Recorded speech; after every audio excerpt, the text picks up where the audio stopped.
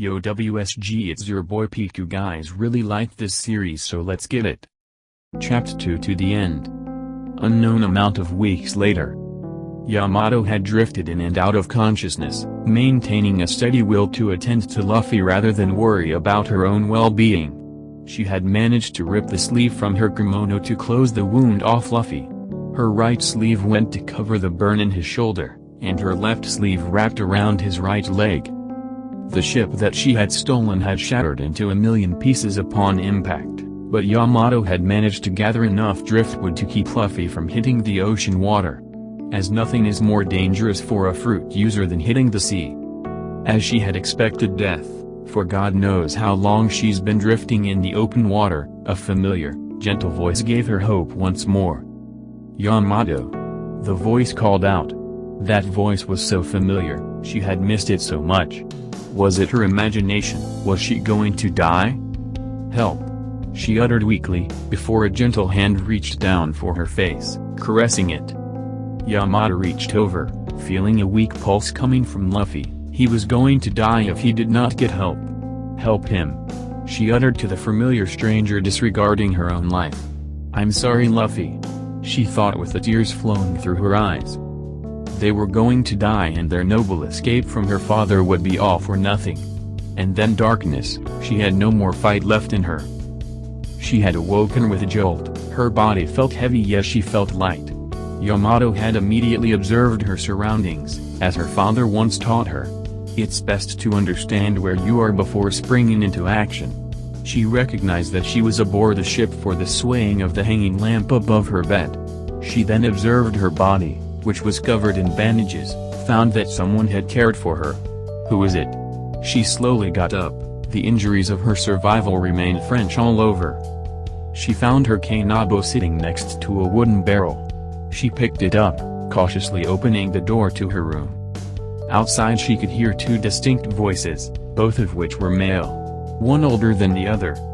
She is the daughter of Kaido, yes, but I guarantee Shanks, she is a good person. When you brought these two to me, I thought you had been insane, but you are my ally and I could not deny assisting your shipwrecked friends. Yamato leaned in closer, getting a good read of the voices. It was then that she recognized his voice. Tears welled up in her eyes as that voice could only belong to one man. The other man, I don't have a single clue. But the man could not finish, as he was engulfed in a tight embrace. Yamato had barged through her door and into the main deck, embracing the young man that she knew as Ace. She let the tears continue to flow from her eyes. It was him that saved them from death. Missed you too, Yamato. He chuckled, bringing his hands around her and giving a non-verbal cue to Shanks that he was okay. Shanks placed his sword back into its sheath and settled back down. Ace, where is ... where is Luffy? Yamato looked deep into Ace's eyes, trying to find an answer, but luckily, she did not have to wait for long for another member of the ship pointed at the direction of the infantry. Thank you. Yamato went to the direction that the plump man had pointed, descending down the stairway and into a series of rooms. Your friend is very energetic, Ace. Shanks commented, his left hand slowly brushing the scar under his left eye. It was a habit he had developed ever since he received it. That she is red-haired. Ace said as he leaned against the railing of the ship. The last time he spoke to Yamato, she had been bound to Onigashima in Wano. He had tried to convince her to leave with him but she refused, citing a little brother figure that would miss her if she had disappeared. If Ace had to guess, this Luffy must be the brother that she cared so deeply about. Below the deck inside the infantry, Yamato found Luffy covered from head to toe in bandages. He had been hooked into countless raised fluid, a mechanical object attached to his chest and monitoring his heart rate. He has sustained a level 3 burn on his back and shoulder. He had a gaping wound on his thigh. It was a miracle he had survived. The man who had been caring for her friend was fairly tall. He had a tired look under his eye, but Yamato knew he was a powerful person. His long black hair had been tied behind his head. He had white surgical glove in both hands and a mask to match his gear. I am going to change his bandage once more. You will have to leave to keep any unwanted bacteria from entering his open wounds. I understand. Thank you for caring for Luffy, Mr. Ben. My name is Ben Beckman. Yamato took a bow before exiting the infirmary, returning to the deck. So what business do you have in Dawn Island? Ace had asked Shanks, with Yamato joining the conversation. I have a certain bar owner I wish to see before I enter the Grand Line once more. She is something. Shanks said, his eyes never leaving the ocean water below them. You? I am going to visit my friend's grave. Ace then looked towards Yamato. I don't know if you remember this as we were both completely hammered, but I have a brother who… Ace trailed off as Yamato recalled their drunken conversation. Died due to a celestial dragon, right? Wrong place, wrong time. Yamato added. Yes, exactly. I'm surprised you remembered that. Ace then had a bright idea, to pry for who this mysterious Luffy figure happened to be. So Yamato, we know who you are. Shanks then tipped his straw hat over his eyes, finally gazing into the eyes of Yamato. So who is your friend? Shanks' gaze was powerful, his aura could rival even her own father.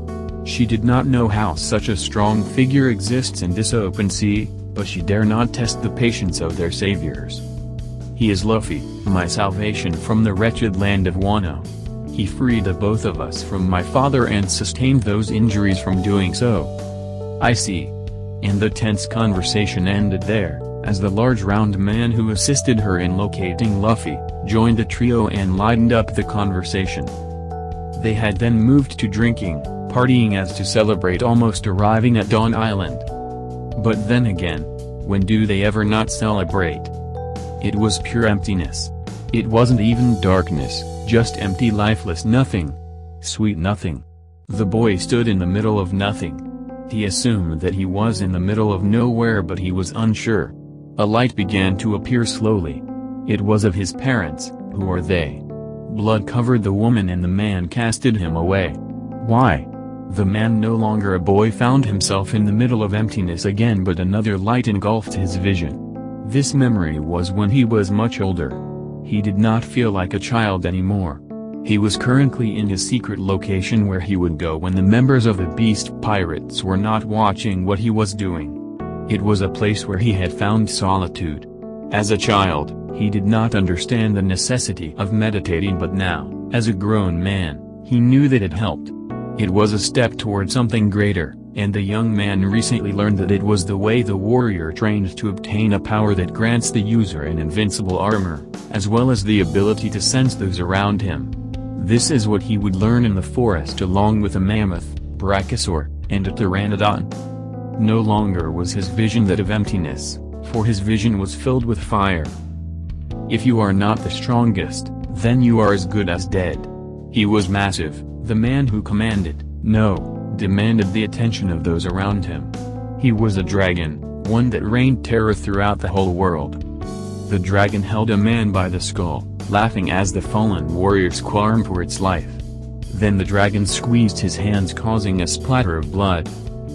The man blinked several times before accepting the situation. He no longer wanted to be part of this. And so he demanded his release. I will only grant your request on your birthday. If you can escape Onigashima before sundown, then I will let you be. So the man trained countless hours, rising swiftly through the ranks. Until only a few people stood above him. I believe that before the end of the year, you will be the strongest of the Beast Pirates. Even over me. So Luffy, submit to my will, and let go of these childish desires to be free. Fuck you, Kaido, I'll do it on my own. In the dead of night, massive waves of energy erupted from the infirmary. Shanks was the first to arrive, having sensed the impending power surge. He had arrived before anyone else. He had observed the young man. He remained unmoving, but he was radiating so much haki, that even Shanks had to recognize the young man. Suddenly, the surge of haki died into nothing, and it was peacefully quiet for a moment before the wave exploded into a supernova, destroying cabinets, beds, equipment and anything that was in close contact with him.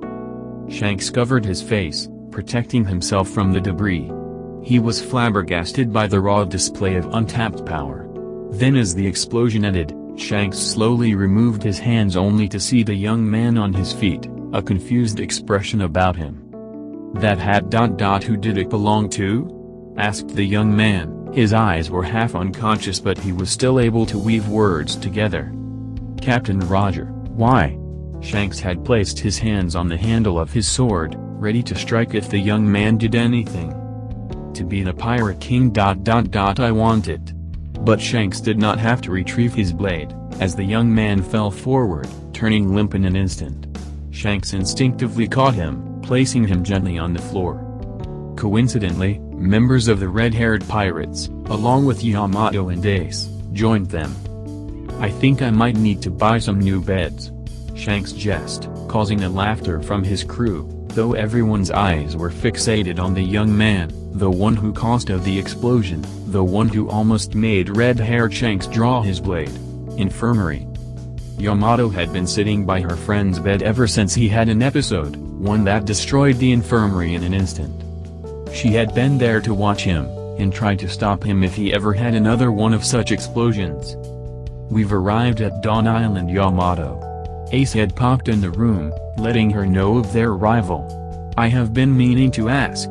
Ace seemed to be nervous, his face was blushing, his freckles more visible with the rosiness of his cheeks. "Go on, Ace." She urged him to go on. "Of course you are more than welcome to say no since you're watching your friend, and also anyway, will you come visit my friend's grave with me?" Ace finally spat out. His rambling at the beginning was cute, at least Yamato thought so. Ace. Thank you, I would but I have to. Though Yamato never got a chance to decline the invitation as Luffy had grabbed her by the hand. "You should go," he said hoarsely. He found his voice and yet he had felt so tired. "Luffy, you're awake." Yamato embraced him. She was flooded with relief as to finally see that he was okay. "Ouch. Yamato." Luffy did not have the power to push her away quietly yet. Sorry, I'm just glad you are okay." "Go on, Yamato, I can take care of myself." It was one of those unwritten understandings between the two. When one of them says that they are fine, they are fine. So Yamato did not protest. "Alright, Luffy. Don't get up yet. The rest of the red-haired pirates have gone into Fushal village to grab some drinks." Yamato then followed after Ace, glancing a worried look at Luffy. Ace approached Luffy, extending his hand as Luffy had finally sat up on his bed. "My name is Portgas D. Ace, pleasure to meet you, Luffy. Yamato has told us a lot about you." "Pleasure is all mine, Ace." Luffy took his hands, shaking it. But what he found was that Ace had a very strong blood running through his veins. He could sense it. This man was strong. "Well, see you in a bit, Luffy." Ace followed after Yamato, with the child of Kaido waving goodbye to Luffy before disappearing out of sight. Luffy was left to his own thoughts. His body no longer ached as much as before, but he could still feel that he needed more rest.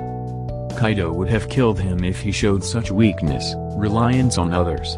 Queen would have tortured him for being a burden, and King would have put another hole through his legs. Jack was a bit more understanding but he would pummel him out of Kaido's orders. Good times. Regardless, he could not sit on his ass any longer, it was against his code. So Luffy forced himself on his own 2 feet. Being in bed for so long caused his muscles to relax, that is unacceptable. When he was finally on his feet, he grabbed his attire, a black trouser, black slipper. He also had a cape and horns but he decided to ditch those, electing for a black vest for his top. He then retrieved his sword, sitting by his bedside. Shodai Kaitetsu, the first of its kind. Its hilt was black in color with several stripe patterns of golden thread. Its blade was slightly curved, black in color as to respond to its wielder's will. He then walked out of the infirmary, the first time in several days. He felt like going to this Fushal village. Fushal village Makino bar. "You are always drying my stock, Shanks, every time your crew stops by this island." The green-haired bar maiden poured another drink for Shanks, causing a round of laughter to erupt. "Would you rather not have business?" Shanks teased, laughing along with his crew. "I'll take the business, thank you," responded Makino, winking at the red-haired man. To the surprise of the group, a familiar young man entered through the double door of the bar. He walked slowly, but his posture remained confident.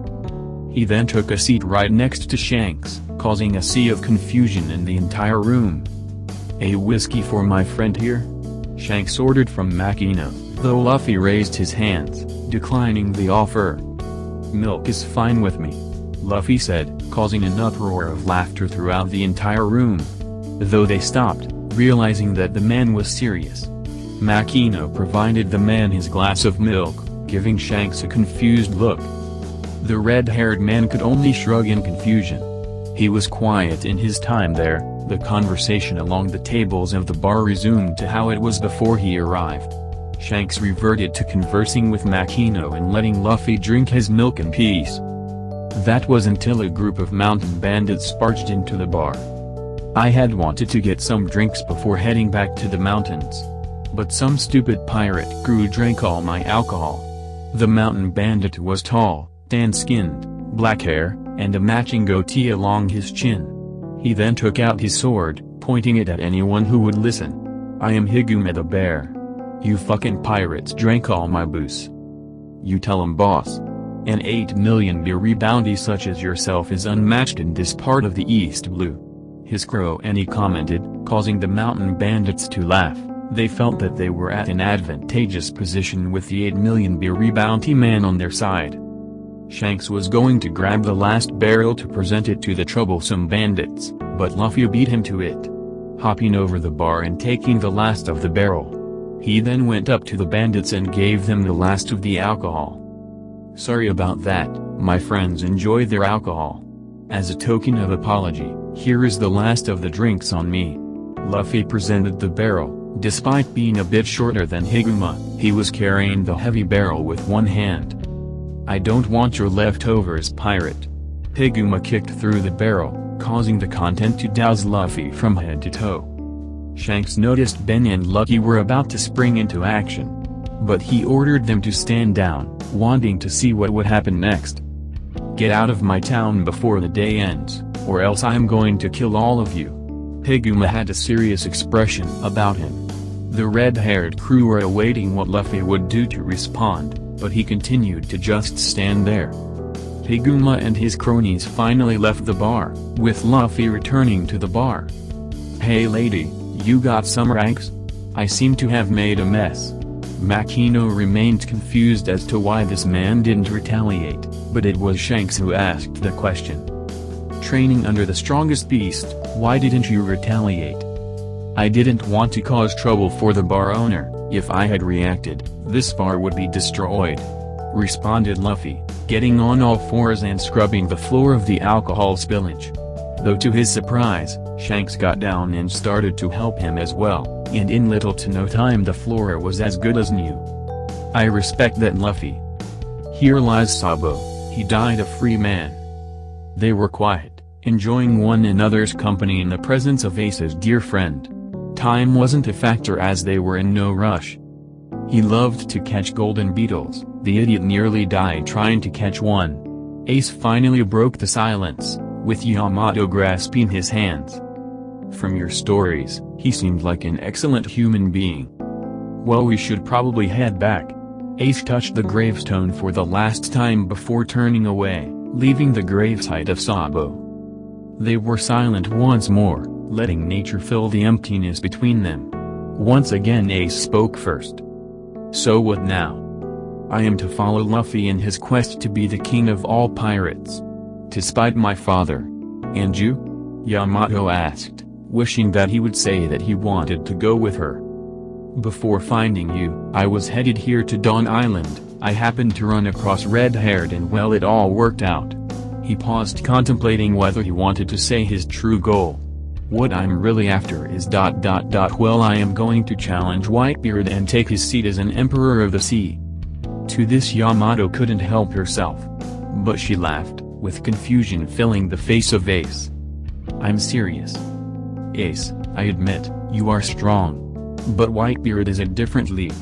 To prove my point, I am but in the top 10 of my father's beast pirate, with my father being comparative to Whitebeard. I wish to battle you." Ace was taken aback, but found the challenge to be intriguing.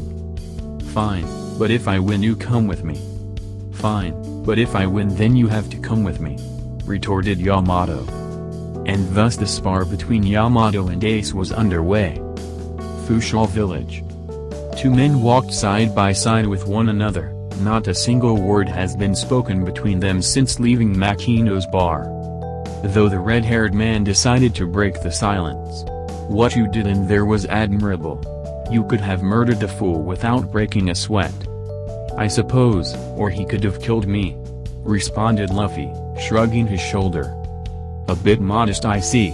Though Shanks realized that they were surrounded. For about 100 mountain bandits, Higuma himself were waiting for them. "We'll see," replied Luffy with a smile, although his focus was in Higuma. "I told you to leave before the day ended," Higuma said. His cronies were snickering, and trying to look as intimidating as they possibly could. Luffy looked at the sky, the sun barely setting. "It is barely sundown, we still have a good 4-5 hours before the end of the day." "You talk back to me, kid," threatened Higuma, walking towards Luffy with his sword pointed. "I'm gonna show you why I'm worth 8 million biri." He charged forward, thinking that it would be an easy demonstration, yet the boy never moved, not even a little bit. But Higuma found himself on both knees. He was never struck, but he found his knees getting weaker. He looked up to the red-haired man but found him looking at the young man with a look of disbelief. "What the fuck did you do to me?" Though his vision began to tilt sideways, for the last thing he saw was a quick glare and then nothing. Luffy had retrieved his blade, cutting the head of Higuma clean off his neck. Hundreds of mountain bandits screamed in fear. Full-grown criminals plopping down on the ground with white foam escaping their mouths. Not a single mountain bandit remained standing. "Luffy, did you just use King's Haki?" Shanks had to admit it was strong, well refined even at such a young age. "This Haki does not belong to King, this is mine, and mine alone. I use it to conquer the will of others. You must be pretty strong to remain unfazed despite being so close to me." Luffy used the kimono of Higuma, wiping his blade clean of the fresh blood. He then took a slight bow in front of the corpse of his enemy before returning his gaze onto Shanks. Flashes of his old captain, the king of pirates, Gile D. Roger filled the mind of Shanks. This young man reminded him so much of Roger. It was crazy how they resembled each other in both confidence and character. "Something wrong, red hair?" A sudden surge of black cackles and swirling red flame erupted from a distance, somewhere far up the mountains. Luffy and Shanks shared a look. "Yamato!" exclaimed Luffy. "Ace!" Shanks said in unison to Luffy, before the duo rushed to the battle site. Mountain of Dawn Island. "Give up yet?" Yamato had unleashed a powerful strike with his Kanabo, though Ace deflected it with a flame wall. The fire Logia then followed up with green sprites, all of which were terribly hot to the touch. Yamato had to jump back several steps before using her Kanabo to generate enough winds to force the fire onto the ground. She then pursued Ace only to connect with nothing but flames after images, the real Ace floating above her, both hands extended out like guns. Hygen. Ace unleashed multiple flame bullets at Yamato, but she was quick enough to jump out of harm's way. Though he wasn't finished there, unleashing his signature strike. Hyken. A massive flame fist made out of fire escaped the hands of Ace and made its rapid descent toward Yamato. She took 2 backflips backwards, the flame fist catching themselves onto the floor. But the last of the flame fist was gaining on Yamato, so she had to smack it out of the air with her Kanabo. "Eat this." Yamato tossed her Kanabo at Ace, causing a momentary distraction. He caught the Kanabo and was dragged through the air by its momentum. To the surprise of Ace, it was very heavy. And even more surprising, was Yamato had gotten faster, appearing above him and dropped, kicking him straight to the gut, causing him to fall straight to the floor. She then finished her attack by grabbing her Kanabo mid-flight and pointing it at the neck of Ace. "Yield." "No." Ace boosted his legs with flames and aimed for the legs of Yamato. She jumped up as expected, freeing himself by pushing himself away from her. "Can't underestimate you." Ace then prepared himself by covering himself in blazing flames. "No, you cannot," Yamato responded, grasping the Kanabo with both hands. The duo then collided, causing an explosion of black energy along with flaming red fire to create a pillar to the heavens. Shanks and Luffy finally arrived in the area of the battle. What they found was Ace and Yamato, both passed out from dueling one another. Though funny enough, they had both fallen beside one another, his hands intertwined into hers. "We were worried for nothing," Shanks said, though he was a bit worried on how Luffy would react. "I can't wait till she wakes up." His face was demented. Laughter couldn't be contained any longer. Just like any other sibling, Luffy was going to tease Yamato to death. Shanks couldn't help but smile. From a stoic, the young man was just like any other teenager. Just trained by an efficient killing machine and his crew. Port of Dawn Island. So this is goodbye then. Yamato had been blushing feverishly to match that of Ace. Luffy had been teasing her non-stop about how they looked so romantic, and it made his heart flutter. What a jerk. Regardless, she was face to face with Ace, she would never forget his face, the way he smirked slightly at her demeanor, the way he would brush her hair out of her face just out of habit. "I will see you when our paths cross once more."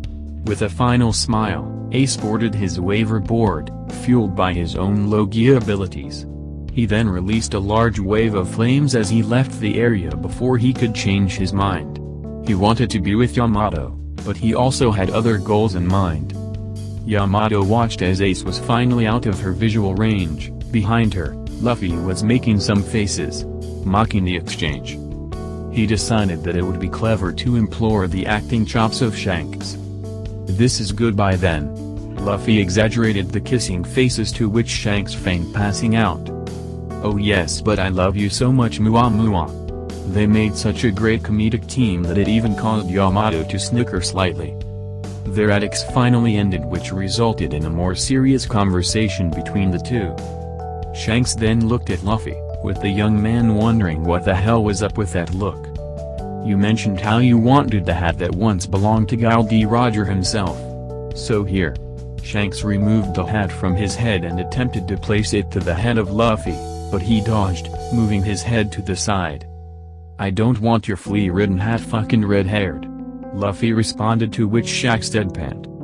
"You freaking idiot. I don't have fleas. This hat belonged to Roger. You have to inherit it as it is my will. Fucking brat." And Shanks chased after Luffy, forcing him to inherit the straw hat that will soon define him. At the end of the day, Luffy and Yamato were left on their own, with Luffy having a pout over his face. Shanks insisted that he return the straw hat once he becomes a great pirate. Whatever that means, he was already great. Yamato could only laugh at Luffy's predicament, as she found it to be retaliation for making fun of her about the whole Ace thing. "So just you and me then?" said Luffy. "Yup, so where to, Captain?" Yamato asked, to which Luffy placed his right hand over his eyes to block the sun. "A ship over there looks like a good start, how about it?" Luffy's wings erupted from behind him.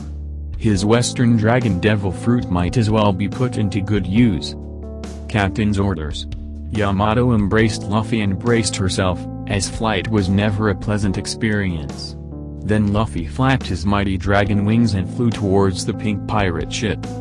Its flag was that of the side of a skull, a heart embedded where the ear would be. Aboard the ship, several pirate members had been pushing around a young boy. "Who is the fairest of them all, Kobe?" said a plump woman. Her looks were just as bad as her attitude.